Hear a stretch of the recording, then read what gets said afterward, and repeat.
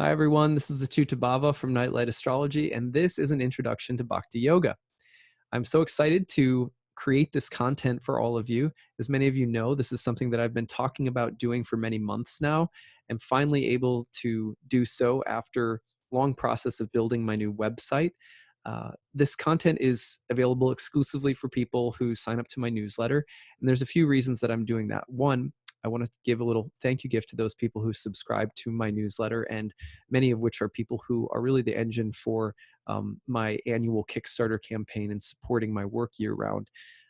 And the second reason, perhaps even more important, is that I really want people to come to this content who are interested, who are seeking more knowledge or information about Bhakti Yoga specifically, who may resonate with that particular dimension of what I present as an astrologer. You have no doubt heard me talk a lot about yoga, yoga philosophy, bhakti, karma, devotion, and things like that. And many people have asked me to do more content on this material, but I have wanted to be careful because obviously this is sacred content to me. This is my own personal spiritual faith practice, and I want to share this with people who have already sort of said, you know what, I'd like to learn more about that. And so having people sign up for my newsletter is also a way just to kind of ensure that I have people listening who really want to be here. It's important to do that, not only to safeguard the sanctity of the material and my own heart, because it's a little bit more vulnerable in this area, but also because, as Krishna tells us in the Bhagavad Gita, and we should never try to, be too over the top with subjects of spiritual life in an audience of people who are not hospitable to the topic, because it could actually turn them off in a deep way. So, as many of you know, my material is replete with spiritual content, but to go that next step and to really talk about the practices and commitment and the deeper nectar of Bhakti Yoga, that's something that I think people should sign up for. People should want to do. And so I've made it totally clear in all of my social media platforms that if people are interested, they can sign up. And so that's why I'm doing this also in a more private manner. This is an unlisted YouTube channel. Private content. You're free to share it if you'd like to, but there's the only way to get updates about new publications that I'll have this channel, and easiest way to access it will be through my newsletter. So all of that being said, I'm very excited to just give you in this video just a brief introduction to Bhakti Yoga, what it is. There's a lot of content that I'll be creating on Bhakti Yoga, hopefully for many years to come. So if you like this, it'll be another way of tuning into my work and focusing a little bit more on the spiritual side, a little less on the astrological side, which you'll still be able to. Obviously, I still have tons of astrological content coming out all the time. So just have two different rivers that you can draw from now, hopefully. So in this video, I want to talk about Bhakti Yoga, what it is. So we're going to start by just giving some very basic definitions. What is Bhakti Yoga? So let's start with the word bhakti. In Sanskrit, the word bhakti means attachment, participation, fondness, a fondness for something or someone, homage, faith, love, devotion, worship, and purity. So bhakti, in the simplest sense, means devotion, or sort of affectionate participation, attachment, faithfulness, and things like that. So that's a simple definition of bhakti. But we have to put it together with bhakti and yoga. So what does yoga mean? Well, many of you may already know that yoga means union. It means to yoke. It means to unite, as in two separate things that are united or joined. And actually, yoga is basically the Sanskrit equivalent of the word religion, which comes from the Latin, and the word religion in its roots, religio, which means to reconnect, as in like a tendon that's been severed or cut, or to reconnect a bone that's been broken, to reconnect or rejoin something together. So religion and yoga are essentially the same thing. When we think of religion, we often think of an institution, and so people really get rubbed the wrong way by religion. But all the word indicates is an experience.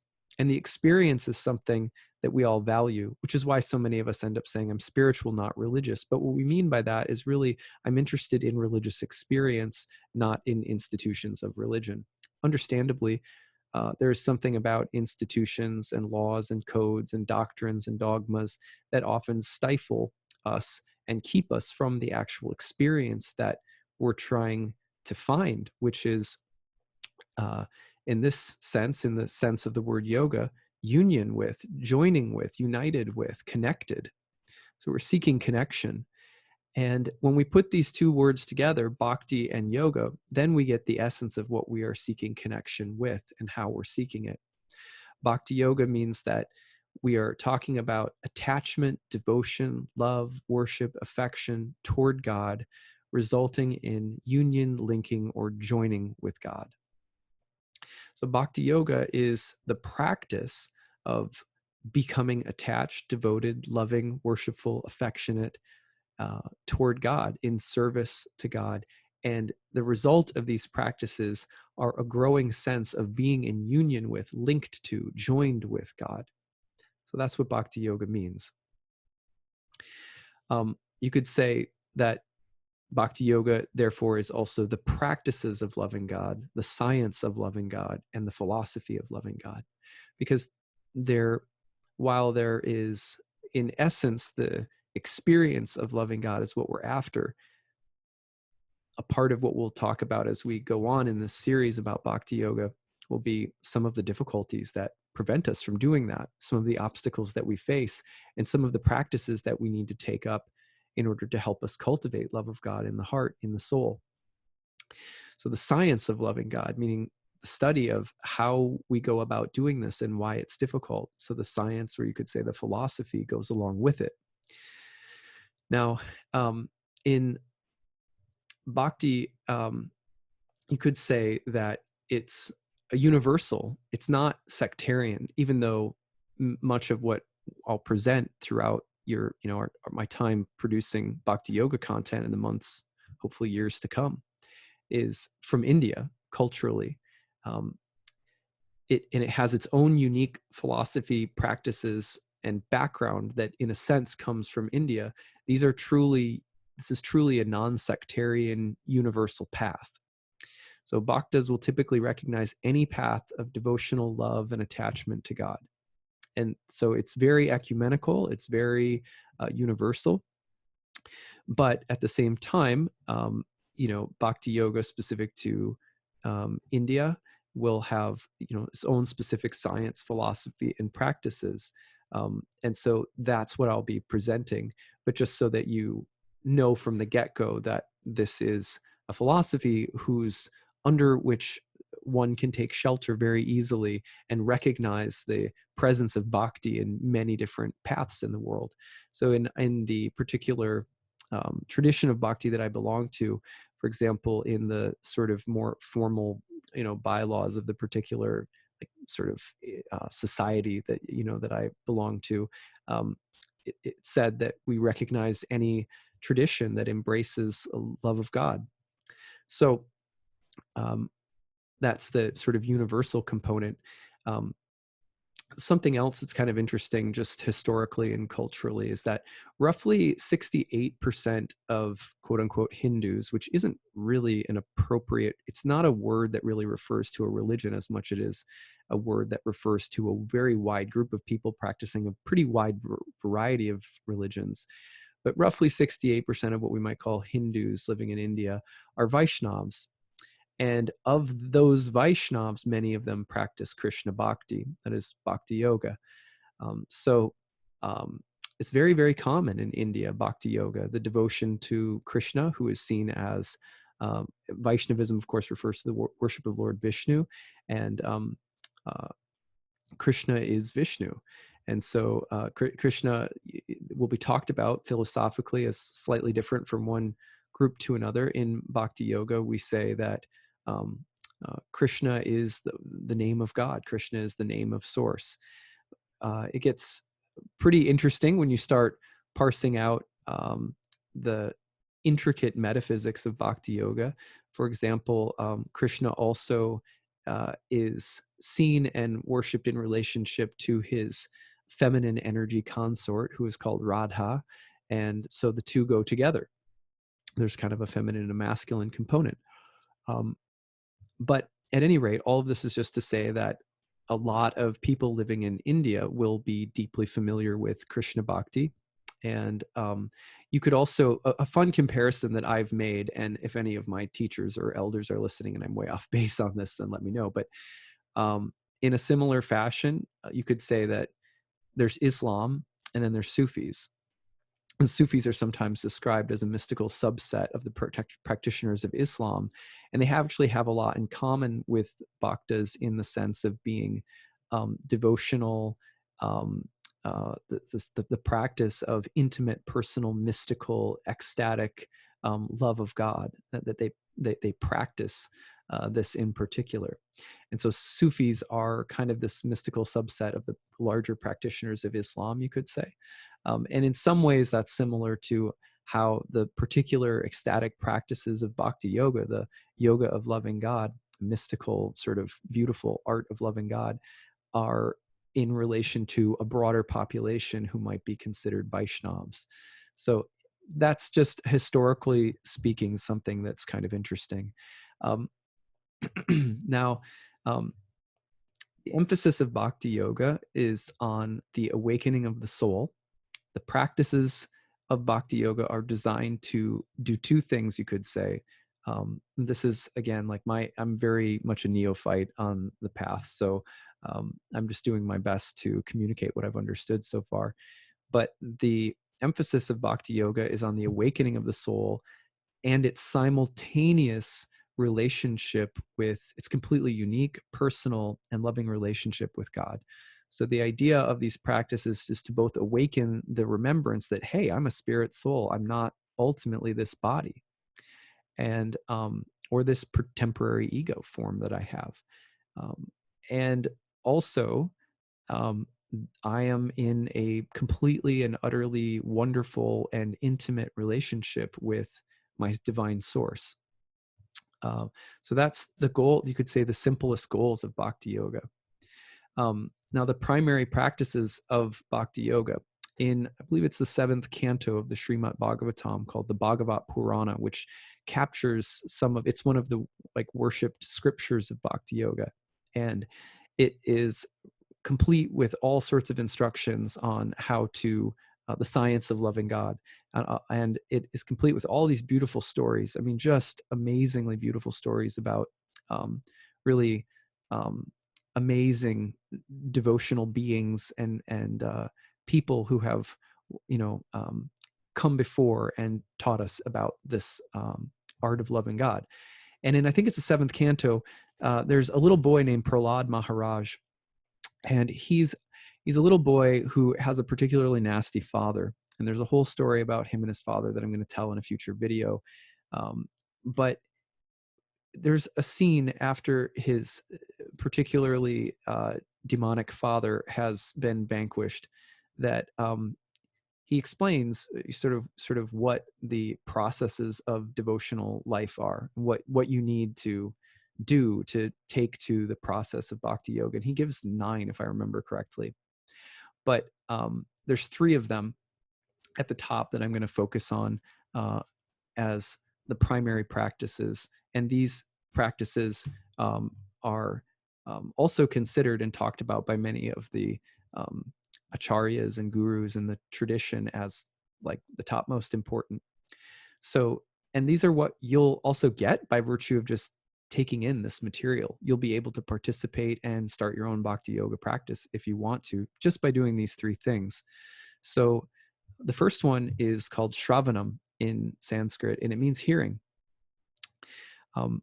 It turns out that, in the Vedic tradition in general, in the yoga philosophy tradition in general, that sound is so important.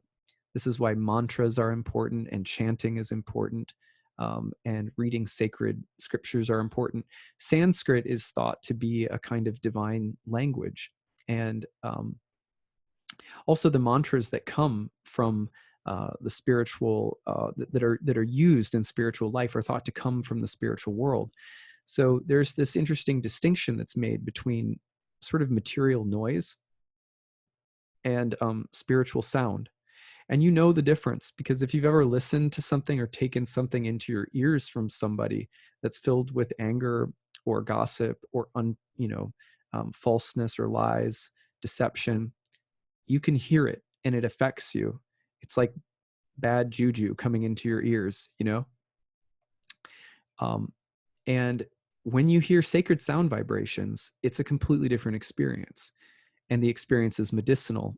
It's like the water in your body. If you think about everything in your body being made of water, and you hear certain sounds coming across, you've ever been to a sound bath or something like that, you know that the sacred sound has a way of just purifying your whole kind of being just very quickly. So similarly, in bhakti, we say that hearing is one of the most important practices. Hearing is broken into a lot of different categories. When we chant the names of God and mantra practice, we're hearing the sound, sacred sound vibrations. When we chant kirtan in a group of people singing call and response devotional music, we're hearing sacred sound vibration. Even when we keep our environments clean and filled with sacred music, we're taking in, and in that way, we're naturally awakening the soul and its natural relationship to God.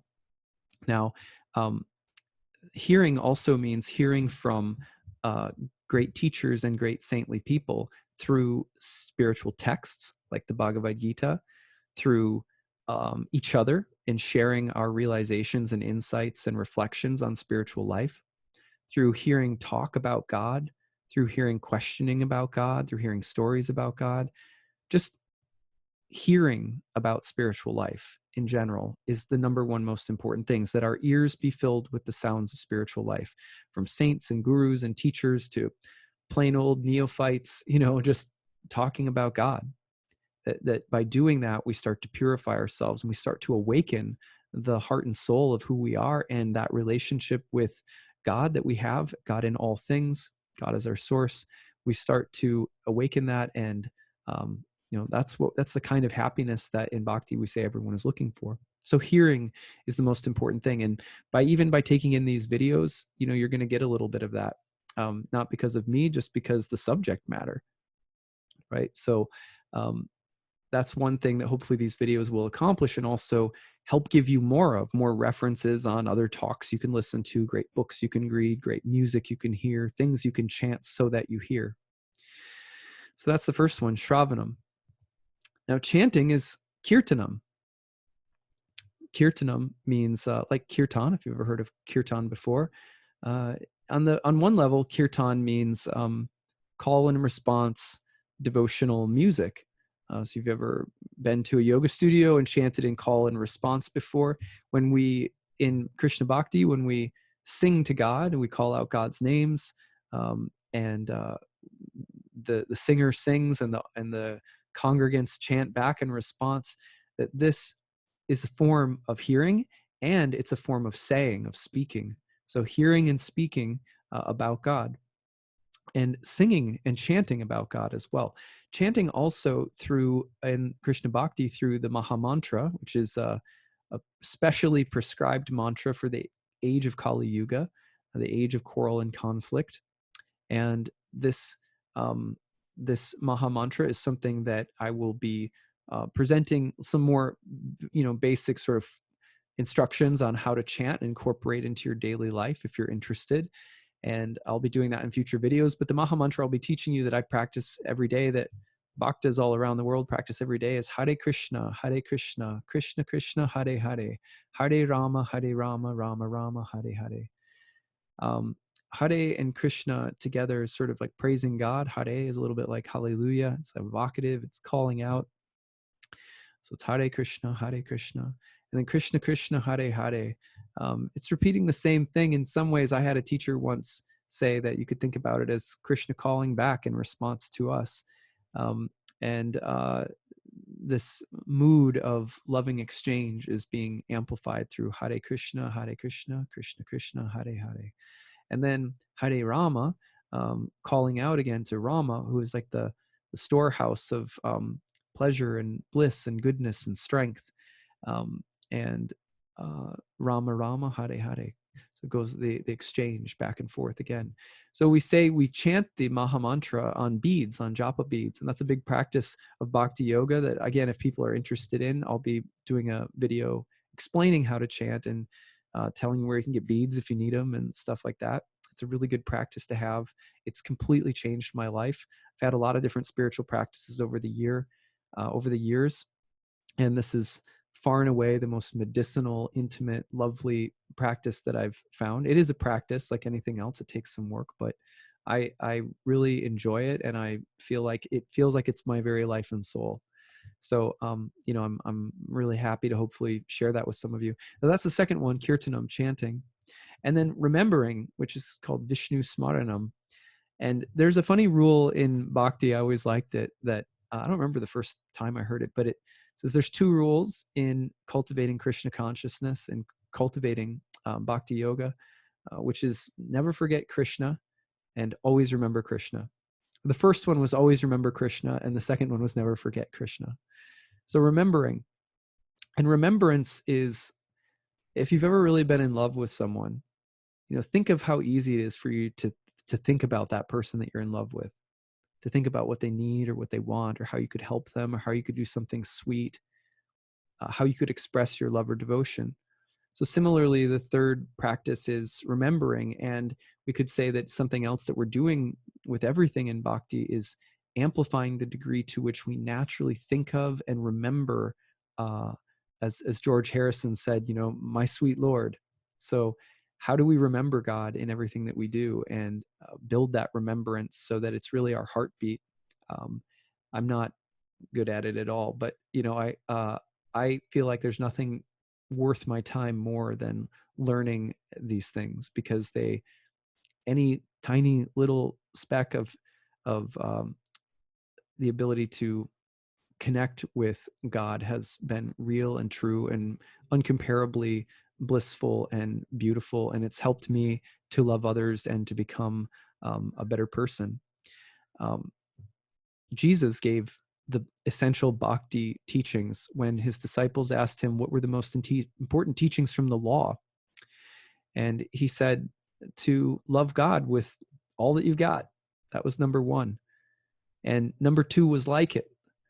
The second most important commandment was like it. And it was to love others as you love yourself.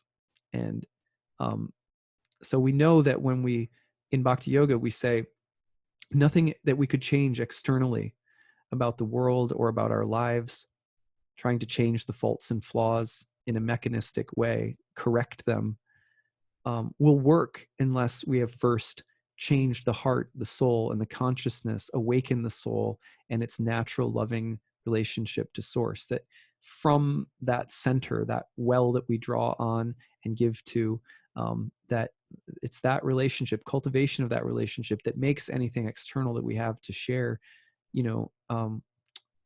worth anything, that it'll make it substantive and lasting. So that's the kind of why we do all of these things. The natural byproduct and spilling over of cultivation of bhakti is that we love others and we start to see God in everything. So in the weeks ahead, here's what you have to look forward to. You'll get to hear about bhakti. Just hearing about bhakti for many people, including myself. I mean, one of the main reasons I got into it was because by hearing about it, I was attracted to it. It's often said that hearing about bhakti draws people to it, and people just want to keep hearing about it, like the bees are naturally find their way to the nectar, and to the and the bees end up naturally seeking out the flowers to land on. And we start talking about bhakti, we start talking about love of God, we start talking about devotion, affection, love of source, awakening of soul, that it draws us in. So you'll get to hear about bhakti, which goes back to hearing. You'll get to learn how to chant. The second devotional process that I outlined, I'll show you how to chant. I can't tell you, I can't tell you very much, because I'm just like a total neophyte, but I can tell you a few things that I've learned and that might work for you. But to even just the basic, like when I got my first instructions on chanting, they were pretty simple. Here's the mantra, go chant it. And, but the chanting mantra practice is amazing. So you get to learn that if you're, again, if you're interested. And then you get to learn simple ways of remembering. A lot of very simple ways that we can bring remembrance of God into our everyday life, so that we really feel full with God in our mind, in our heart, in our environment.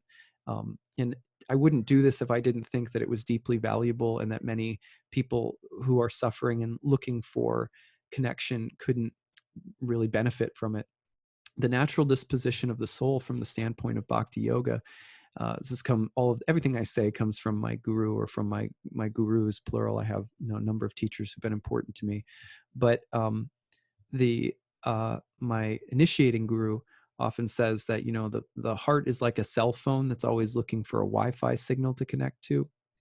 So that saying no to the bad things in life, saying I reject that, I reject animal cruelty, or I reject worldly consumption, or I reject harm to the environment, all of those things that we know are bad, or that we see within ourselves. I reject my judgmentalness, or I reject my impatience. It's one thing to see what isn't working, but the natural position of the heart isn't to reject and simply judge and condemn. The heart's looking for connection and love and attachment to something that's beautiful and lasting. We're all looking for that. And so in Bhakti, we say, all of these practices are meant to help us connect to something in the positive. And so we also, in Bhakti Yoga, we emphasize bringing all of our emotions, all of the diverse energies that comprise us and that make human life what it is, that we learn to see them all in relationship to God and use them all in cultivation of love of God. Plus, you'll also get some really cool things like Bhakti music. I'll try to expose you guys to cool resources for music, cool lectures that you can listen to, cool interviews. I'll try to bring some people in outside of myself to talk about Bhakti, so you can hear other people's perspectives, including some of the beautiful men and women in the yoga community that I belong to. And you'll have some instructional videos on how to do little Bhakti practices in your home. You'll have, if you want to, you can even learn how to set up a home altar, how to have a home altar practice. You'll get lots of philosophy, storytelling. And of course, if you have questions about anything regarding Bhakti Yoga, you can always ask them, and I'll do Q&A episodes as well. So that's what you have to look forward to. If you have any questions about any of this already, you can feel free to email me at info@nightlightastrology.com, put Bhakti question in the subject line, and I will put it into a Q&A folder. Just make sure that you are comfortable with your question. It'll always be asked anonymously, but be comfortable with your question being asked as a part of a response in a video. If you're uncomfortable with that, just make sure you say that in the letter that you write. So that's what I've got.